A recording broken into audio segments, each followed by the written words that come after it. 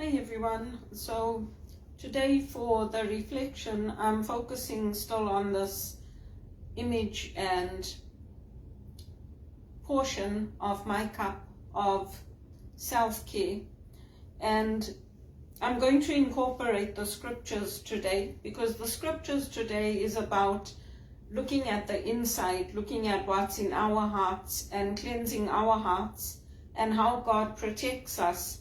But we have to ask for that protection. So for me, I can't give others what I don't have. If I can't replace my own eyeglasses, I can't afford eye checks, I can't afford to buy my medication, I can't give to others what I don't have. So I'm still focusing on this journey for myself to get myself back to a place where I can take care of myself and then take care of others. I had tried to book an appointment to go to get my eye care done, and the eye care is not free here, the health checks, nothing is free. If you're paying taxes, you're paying for that indirectly. But because I'm not working and I don't have coverage, I have to put that off. So my glasses are scratched and I have to keep using them until I can afford to get that new pair of glasses. And glasses are not cheap in Canada. For a good pair of glasses, you're looking at least $300, $400. The frames are even more expensive.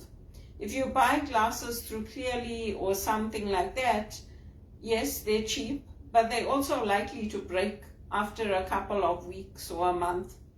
So this is how it comes to looking at how we take care of ourselves, where that justice, that mercy, and that restorative love applies in our lives.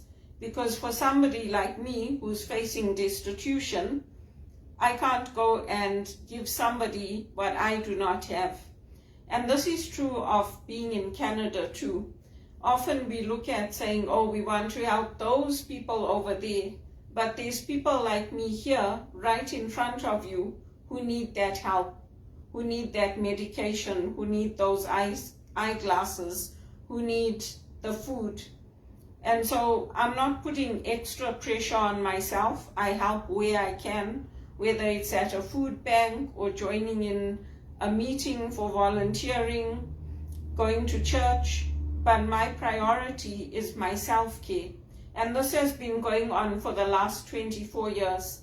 I've been trying to find a job, trying to find stability, trying to find a job that pays me well so I can look after myself and also help my elders, and to break the cycle of poverty in my own life.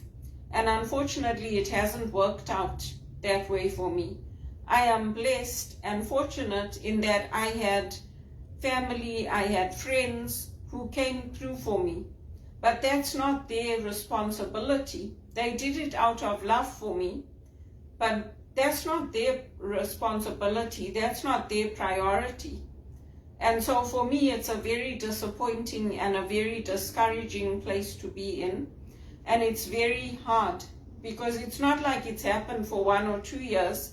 It's from the time I came to Canada that I've been facing barriers, facing racism, facing discrimination, facing financial hardship, sometimes going to bed with no meal, going to bed hungry, not being able to afford to pay my electricity, having to beg for the basic supports that others get, the Ontario electricity support. There were years when I applied for it and they denied it. So then I had to go to the MP, I had to go to my coal and say, look, I haven't got a job, I'm not working, I'm trying to get work, can you help me? And then they wouldn't even let me put the application through. They got their staff to put it through because they denied it when I put it through. So when you talk about justice, when you talk about restorative justice and mercy and walking with God, it's not for others, it's for us. It's God saying, I see the poverty in your own life. I see the hardship in your own life. I see the destruction in your own life. and I see how evil tries to take you away from me. But I want you to stay with me and not give up. I want you to continue to move forward, to struggle, to fight for your life. And that's what I am doing as an executive assistant, as somebody who's graduated here, as somebody who's brought my mother to Canada. If I didn't bring my mother here, she wouldn't have access to the doctors she does, to the senior center, to the public transit. She would still be in Zimbabwe. But because I am here and because of my life, she's here and she has the benefits of this country. So I am not giving up looking for full-time work, looking for employment, doing everything I can to maintain my health, my well-being, my education, my HR designations. I'm not giving up because God didn't give me this life for this life to be wasted in unemployment, in destitution, in taking up drugs, in taking up things that are going to lead to the downward spiral of my life and my community. And also, I'm a spiritual director. So I'm called to be of service to the Lord and to surrender my life to the Lord, not to people, to the Lord. And I know that God's will for me is always good. God's will for me is to flourish. God's will for me is to have freedom and agency and to allow others to have that freedom and agency. Even if it hurts me, they have to make their own decisions and learn from their own decisions and their own mistakes. I can tell them what I think. I can invite, I can ask to be invited, but I cannot force myself on others, and others cannot force themselves on me. So that's my reflection on cleaning the inside of the cup, the inside of our heart, so that we may be of service to God's kingdom, and so that I may be of service in building up God's kingdom, not to just sit at home like a lump and do nothing. Even if I'm at home, I'm not going to sleep. I'm applying for jobs, I'm joining calls, I'm helping with volunteering, I'm going to church. I'm giving each moment of my day to honoring the Lord.